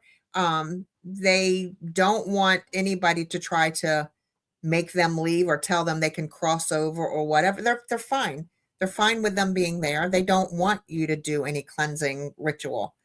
And that's okay too. And I don't have experience in that. So, you know, I'm not going to tell them what they have to do. but I also don't want anything coming back with me either. So, you know, we have a member of our team that's sensitive, and she in the funeral home, that when I first started doing the Estes method, there was a point of time where I didn't have a good feeling. It wasn't nothing horrible, like something evil. It was something in the pit of my stomach. And she showed me how to, because she's a Reiki master, so she showed me how to get rid of that any negative energy. So I very much believe in that. So, but I don't profess to know anything about trying to make a spirit leave or whatever. Now, if there is something that you guys come across that you guys can't handle, is there anybody else you can call that can take up what you guys left off? We have never encountered it. And again, I think sometimes what somebody perceives as dark is not necessarily evil. And I think that the instances of that I mean, I know people we know of people who have done this, 20 years or more, and said they have never come across the D. And so, not to say that it doesn't exist, because I think if you believe there's good, you got to believe that there's the bad side too. We've just never encountered it. And there is never, again, the darkness, I don't necessarily believe is always evil. I think it's just a feeling of that spirit at the time that they passed. I just think certain spirits are just misunderstood. it can always be a misunderstanding situation, you know. Okay, dude, you're smack down, into Virginia and all these other states that have these big haunted locations you have Mhm. access to. Yeah, Do you like to pay to play? we do. We do. Mm, Well, I say yes. Some places I think um, are I don't want to say overrated. I don't want to say it that way at all. They are overdone, let's say. Um, but then there are other places that we like to do that are more they have historical value. And those are the places that we don't mind to pay to play. Somebody that's trying to mm. restore that the old house or the old inn or whatever that that they're put anything that they're making off of these investigations, they're putting back into that. And those are the places we don't mind to pay to play because, it is, And yeah, yeah. So that some of the bigger places, like I said, it's not, we can't justify the expense of it. I mean, if you're paying, in excess of $1,000, that covers 6 hours, but an hour and a half of that is a tour. And then, you have an hour of setting up and breaking down, then you know what? It's really not worth it. no, it's really not worth it at all. Uh, Man, the one thing I like about Texas is it's 300 miles each direction, so it's no telling what you can encounter in Oh yeah. between each small town that we go through. Uh, Man, there are so many creepy names like Starlight, Texas. Uh, Man, there are so many places you can go, and there's so much history here that Yeah. any place has that potential. Uh, it it's an amazing place with a lot of dark history, and especially the more south Mhm. you go, the Oh more yeah. history you'll get. Yeah. But let's see here. Two more questions, and I'm gonna get you out. Any future endeavors that you guys got come up you want to talk about? We are going to be doing a place new to us. It's in Mechanicsville, Virginia, Cabin on 360. There's some history there because I'm not sure if it sits on or if it backs up to the Civil War battlefield. So there are some graves there, but there's also a house on the property where a murder took place. And I have researched that murder some, very heartbreaking. So we haven't done that before. We're going to do that. We also have been asked by another group to join them at Penhurst. So, well, they only needed Mm, two of us. So my son and I are going to do that. But then the rest of our team wanted to do it. So we're going to do a private one there too. So we'll be going there twice. And then there's another place, Linville Manor in Maryland, that we love to go to. That's a historic home. Um, and they did one in January that I couldn't join them in. So we want to go back there this year. So we have our schedule pretty full this year. We'd like to go back to the funeral home that I mentioned. We'd like to go back there, and then there's another the Haunted Hayman that's down in West Virginia, that another historic home that we like to do. So we'd like to do another one. We have been there three times, 3 or 4 times. Um, and at one point last year, we said, okay, this is what we've gotten, this is what we believe, and do we really need to go back? But when we went back this past year, it was a whole different vibe there, and I'm not sure why. Um, mm, but so we want to go one more time at least, just to see if that same all vibe is right. there. So, because I think sometimes, some people, um, if it's over investigated, I think can change the situation. And the same Oh token, yeah, if it's investigated the wrong way, I think can sometimes change the whole vibe as well. So we want to go back there one definitely. more time, just at least one more time to see what the vibe is now, if it's still the same that we picked up on last year. I always, to myself, I always think that representation plays a big role in whether you will catch evidence or not. Mm-hmm. Some people, some teams are just laid back into their routine when they're investigating. Some teams are just looking at other teams on how they investigate and copy off the way that team investigates. And it just trickles down to 30,000 teams that are investigating the same way. And I Yeah. could never understand that. Mm-hmm. You know, and I always tell people when you go into a location, you got to fill this place out because it's definitely filling you out. Right. It's definitely filling you out. And the way you approach it is always in a positive mindset. Mm-hmm. Now, when you go into a positive situation, to a positive mindset, you have to present yourself at a different level than anybody else that's ever been to that location.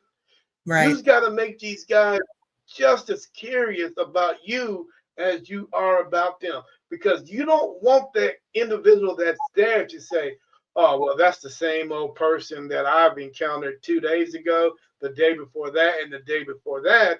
And they're pretty much advertising the same thing that everybody else something. So what are you bringing to the table that's going to pique my curiosity? That want me to interact you, that want me to interact with you. Right. A lot of And times we a lot of actually get yeah, a lot of times we actually get more activity when not when we're asking questions and what's your name, how many are here, like sometimes we do ask those questions, but we get sometimes if it's quiet, all we have to do is sit and start talking just between ourselves. Because mm-hmm, if you think about it, think about a spirit like you and I, if there's a group of people and they're sitting around just throwing questions at you left and right, yeah, it's a different feeling than if they're having a conversation that you're invited.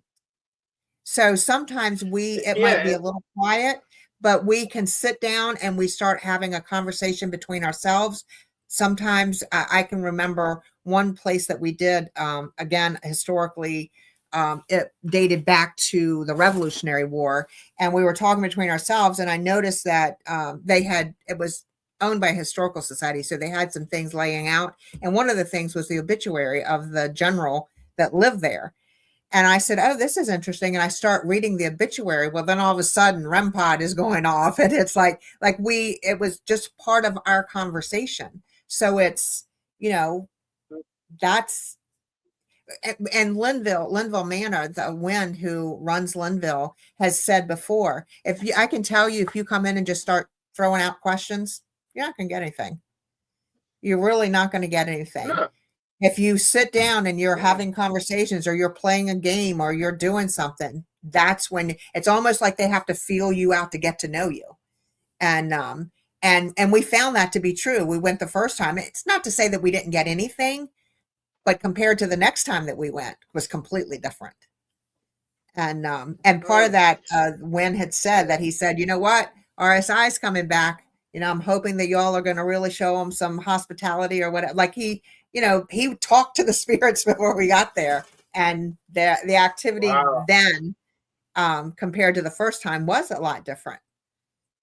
So I think yeah, I think it is that you can't just go in and shoot questions off and expect that you're going to get activity right off the bat. yeah. And I always say representation Mm-hmm. is whether you're gonna have a good night or a bad night. Yeah. Uh, I'm the type of guy, and I'm always searching for new ideas, new ways to investigate, new techniques and new devices. That is the main key, devices. If Mm-hmm. you are presenting something that these guys have seen millions of times, they're not going to interact with it because they already know how it works. Right. It's Right. just like that cat ball I have on the floor. My cat don't even interact with it, and it's a cat ball. Right. You know Right. what I'm saying? So why would a spirit want to interact with it? Especially, Hmm. I mean, when cat balls came out, I see it. It's something new, something Yeah. different, something that they brought to the table, and it took off like the wind. But at Hmm. times, like you say, some of these big locations where spirits are sitting in their cells and they look around the corner and say, "Oh no, here comes another one," and they're sitting Yeah. in their cell and they roll that cat ball in there, and oh my God, this spirit just gets up. And the craziest thing is, what happens if you hear that voice and they will say, "Don't never bring this cat ball back to my cell again," and then you see that cat ball being thrown three cells down the way over there. You would know what to say because one, you're not ready for that, and you Hmm. didn't catch it on camera. I mean, Right. that's a correct moment. But Yeah. yeah, I've always focused on new tricks of the trade. You can go to Uh-huh. Ghost Stop, you can go to Ghost Stop all you want and spend a car note, a house, or your rent, your mortgage on some of those devices. But I've always tell people, dude, some of the best devices are right there in front of your eyes. But Hmm. you have to think outside the box. When you're in Hmm. these stores, put your paranormal investigation hat on and just start looking at some of these devices and think, well, this would be perfect for an investigation. That Right. would be perfect an investigation. I don't Yeah. know if got you guys got a Five Below in your town. Yes, we do. Go there. I'm seriously. Go there and see what they have paranormal wise. They got a lot of trigger objects there where these guys can touch and it'll activate. And trust me, you're saving a lot of money. Right. You know. Well, the And, cat balls, it's funny that when you said that, a few years ago when you were buying them for your cat, you could get four for $1. Now you're oh going to yeah. pay probably 10 or 12 bucks for four of them because they've been used in paranormal investigations. We Yep. actually just got, because we're thinking the concept is the same, we actually just got glow in the dark ping pong balls. Because Yep. I'm thinking that if it's the movement of the cat ball, which it is, it's easy as just as easy to move that ping pong ball, and it's glow in the dark so we can see it as it would be the cat Yep. ball. And Yep. then my son had picked up I think just off Amazon, maybe driveway sensors, because again, it's motion sensor. So, Yep. we, give that a try every once in a while. But here's the thing, and I'm gonna throw that. Make sure you relay this message. Tell your son to put some cellophane in those motion lights because with cellophane you get different colors. You get retrofitted with the orange, a green, a blue, a yellow, whatever the color that he wants. I always keep cellophane with me, always, Uh-huh. because change the colors on it. Yeah. Uh, and he don't have to go to eBay to get that. You can get those at Home Depot, Lowe's. You'd be Mhm. surprised what you can get motion detection wise over there. Yeah. That people think that Home Depot or Lowe's is just for uh it's for the house. Everything's possible. Everything that's motion is there. You can get. Mhm. Yeah. You can get. Yeah. And I'll go in there and just have a great time. People think I'm And crazy Wes, because I my son Wes, he is the one that the whole equipment thing. Him and Rob is another team member. They're the more equipment kind of guys. Then they just tell me how it works. But yeah, yep, it's always trying to think like what else can we do? Like what can we use or what else can we do to get, you know, the same kind of thing. yep, Wesley has actually he kind of like went into a deep dive on how the REM pods work and he could tell you. I remember the word theorem is all I remember, something to do with music. That is eventually what it's based off of. And he was able to build his own. So there you go. and we've used it together with one that we've bought at, legit ghost hunting supply store or whatever you want to call them. But so we've used them side by side and it works just as well. So yeah, you can use your own. I actually have a I call it a bong because back in the day, people used to smoke marijuana out of them. Yeah, man, the bong is probably about 3 feet tall. I have one of those. It's about 3 feet tall. And whenever somebody walks up, it goes different colors. Oh, it's pretty cool. It'll blow blue or red, every color that you can think of. It has it on there, and those things are really cool. It only costs me $80. Oh wow! And I bought and I got a fire truck. It's never went off, but it's retrofitted just like a REM pod, same thing. But yeah, when you're out investigating, you definitely got to think outside the box, man, because you never know what these guys that we're trying to communicate with. You never know what they up to. They probably thinking outside the box too. You know what I'm saying? Yeah. But Patrick, is Patrick your son? Patrick's my brother. He's Patrick my brother. Dawson. His last name is Dawson. Okay, yes. Yeah, he's watching. He's watching on Instagram. What about Rachel Thomas? Rachel she's a friend of ours. She's actually one of our moderators. She moderates during the live. Yeah, so I got Rachel. Hi, Rachel. Hi, Patrick. And I think you mentioned Tay earlier. Yeah, you mentioned Tay earlier. That's my daughter. She's one of the other moderators that moderates in our lives.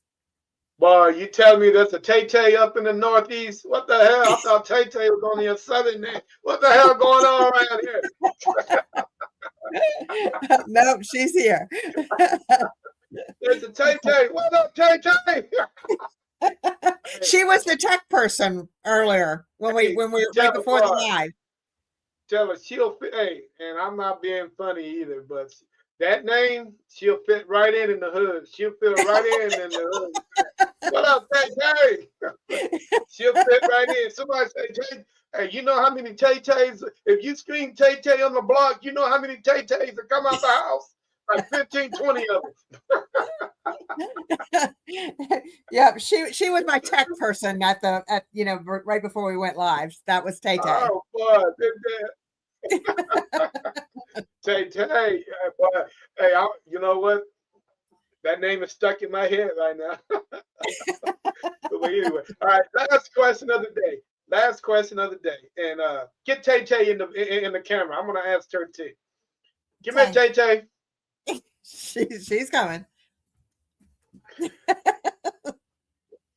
Tay-Tay, really? Really? Okay, last question of the day, guys. Paranormal bucket list. Where would you guys like to go? Anywhere in the world to investigate. Of course, and Tay-Tay's paying for the trip. I'll pay, but I won't go. I would love to go anywhere in England because I've heard England is pretty haunted. England, okay, England. Yeah. Why England? Just because I've heard there's the old, just the history. Maybe even Scotland with the old castles or whatever. Just the history behind it. There's got to be spirits there. Yeah, there are definitely spirits there, man. England would be a very interesting place to go. Tay-Tay, where would you like to go? I will watch anywhere from my couch. Yeah, I like the old psych hospitals the most because that's what I do Monday through Friday. Psych hospitals, interesting. Okay. Anywhere you come, there's plenty of them you can investigate down here in Texas. Well, when you go live, I'll watch. Well, I've been to a couple of them already. So hey, if you want to go, y'all gonna have to come down. Yeah, I'll get your ticket. No, she All wants right. nothing to do Well, with the paranormal. I see. I see. Tell her she's gonna have to face it one way, one day. I like it through a One day screen. is I like to okay. face it when there's some space in between us. Wow, that's crazy. Hey Jay, I'm gonna take I'm gonna take one of them K's away from you now. You just gonna be K. I'll do my best to earn it back. All right. Hey, you gotta put in work to earn it back. You gotta get into these locations. She's gotta earn it. All right. So hey, Marion, I appreciate you guys chatting with me. I Tell the appreciate world how the to get a invite. hold of you. Yes, tell the world how to get a hold of you, man. If they're ever up in the Delaware area. They can catch us on We're on Facebook. We're on YouTube. We just started the YouTube. Like I said, social media has never been our strong point for us, but we do know that, it's something that we got to have. So we're on Facebook. We're on TikTok, Restless Spirits Investigations, and we've just started a YouTube channel. We're working on getting that developed, and they can email us at Restless Spirits and restlessspirits3@gmail.com. Okay, cool. Oh, one quick question. Do you guys still go live on your investigations, right? Yes, we do. Or do you? Okay. Are you having problems with streaming on multiple platforms at one time? I don't know if we're having problems or if it's just a lack of knowledge. My Wes is working on, he's going to be working with my brother-in-law, who's kind of a computer guru, and to see how we can go about doing that. But yes, that is something that we want to do. Okay, now I am gonna throw this out here because that's what I do with Patrick. You're in the chat, and I know you're listening. Guys, if you want to stream to your YouTube channel and your Facebook channel at the same time, or any other platform that you guys have, get a StreamYard account because you're able to multitask at one time using different platforms. And I do that all the time. When I'm on investigations, I can set it up just like I'm on a podcast right here, but I can turn the camera around and be able to select whatever platform I want, and I can stream to it just like that. Awesome. So, I will pass that on to, like I said, Wes has been working on it. So yeah, I'll definitely pass that on. and it's pretty, I mean, it's pretty easy since you guys only have 2 platforms. It'll be free for y'all. Oh, okay. It'll be free for you guys to stream to 2 platforms. Now, once you get into the $35 platform, and if you guys want to do reels and everything, it will do reels for you. So you don't have to go back and re-edit all that. It's time consuming when you have to re-edit and all that stuff. But definitely, if you guys are high roller like Tay-Tay, you guys can play that. You guys can do that $88 a month and get 8 platforms that you guys can stream to on your investigations. I'm not sure if you guys stream to Instagram, but I'm not sure how many followers you guys have on TikTok. How many of you guys got on TikTok? I want to say right now, again, it's all new, like 1,200 maybe. So you guys are we're in the infancy of social media. Yeah, so you guys are able to stream live on TikTok also. So you guys got access to all that, and all it is a button away. You don't have to do all that weird stuff like editing and all that.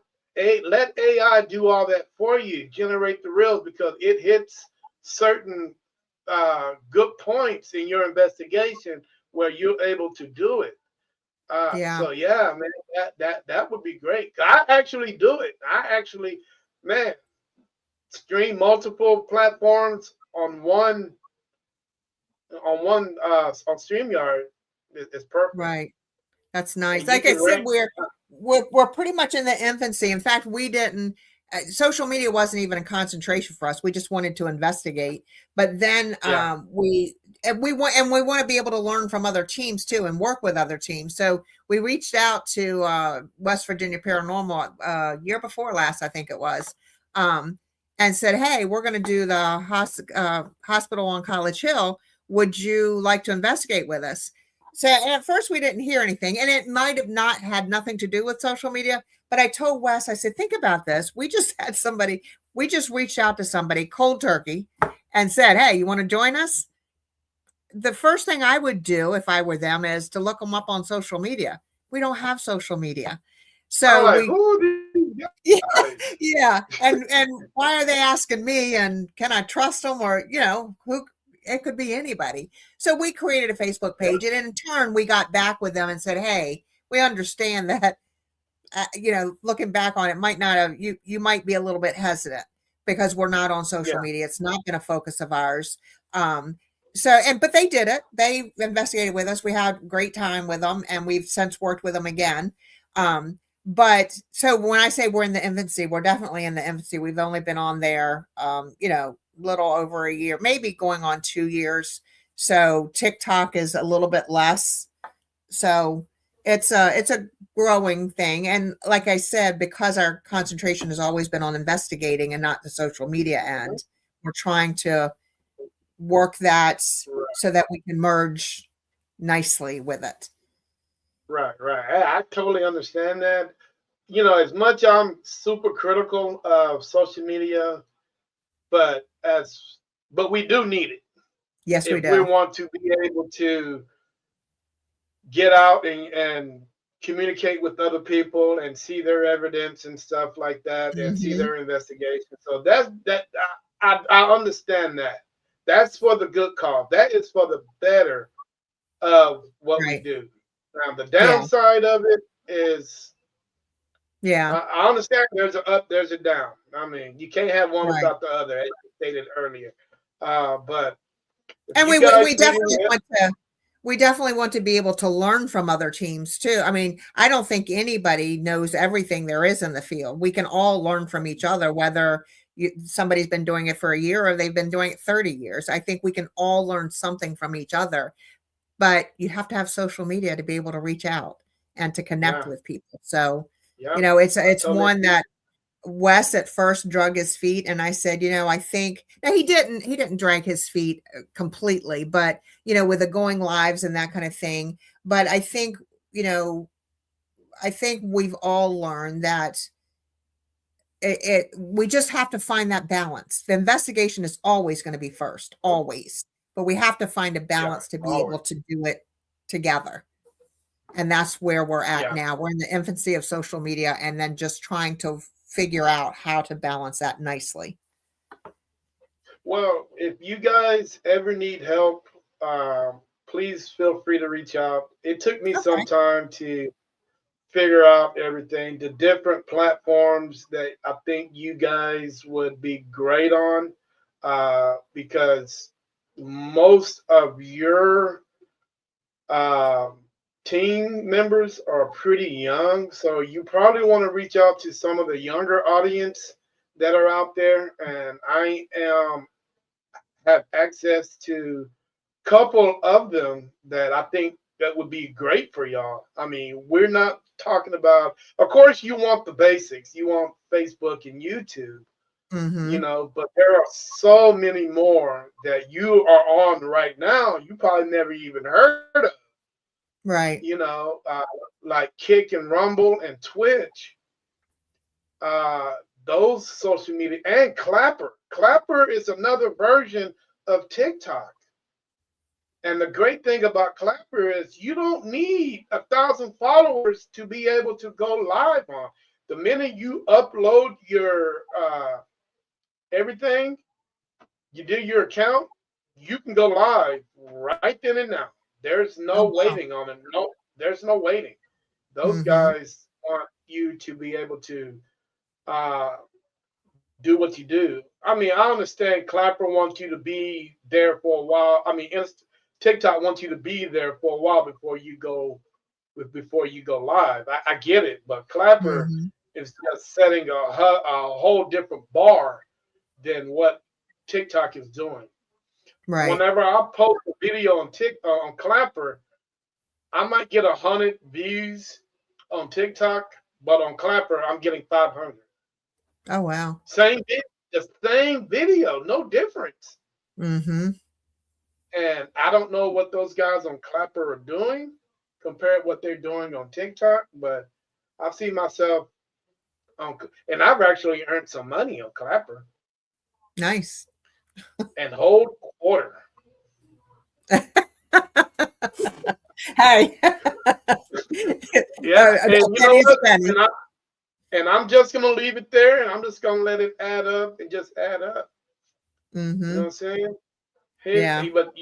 But I'm gonna get you guys out of here. I appreciate everybody in the chat saying hello. All you guys on Instagram, appreciate it. You guys joining me.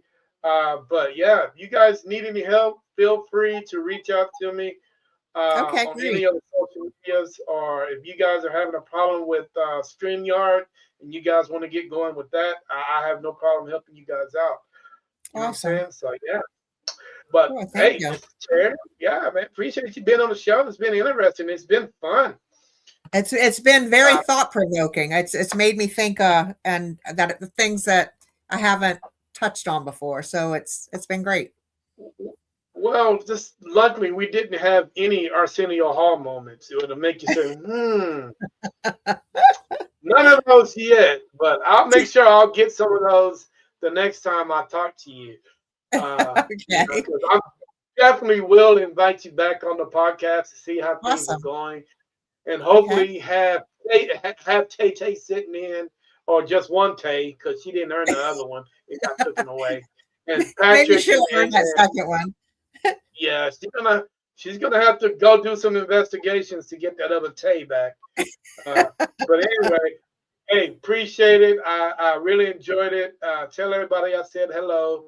I definitely will. Delaware. You enjoy the rest of your day. All right, you do guys. The same.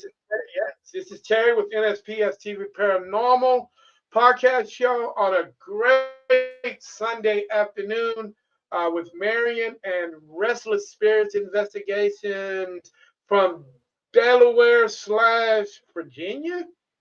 Maryland. Maryland. Man, they are up there. So, hey, if you guys are ever in the neighborhood, feel free to reach out to them. Maybe they can show you guys some great places to investigate. Hey, better yet, some cool food, man. I mean, the key to my heart and the key to the investigation is eating before you go on investigation. There you go. And Maryland is famous for its steamed crabs. I don't eat seafood. You don't know what you're missing. No, man, I don't eat anything. I gotta pull the poop out of. You gotta pull the poop out of that.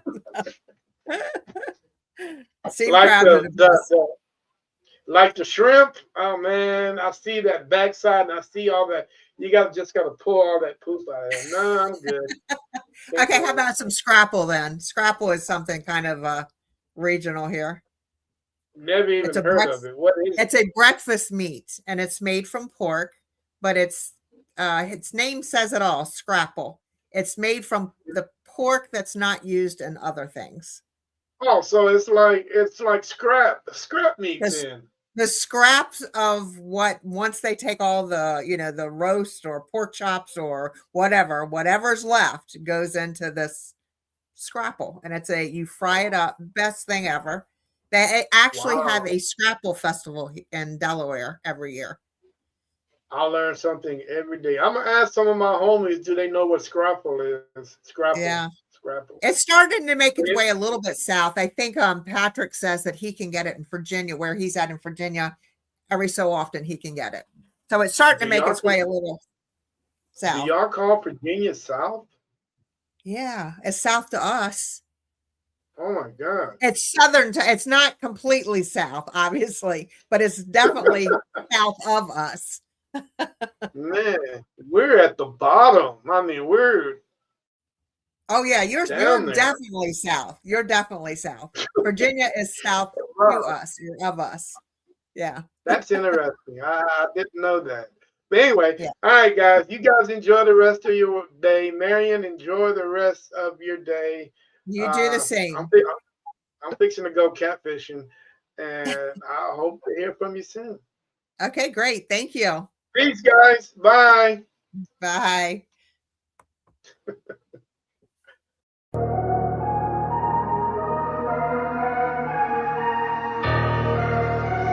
V4 Vendetta Beats Production.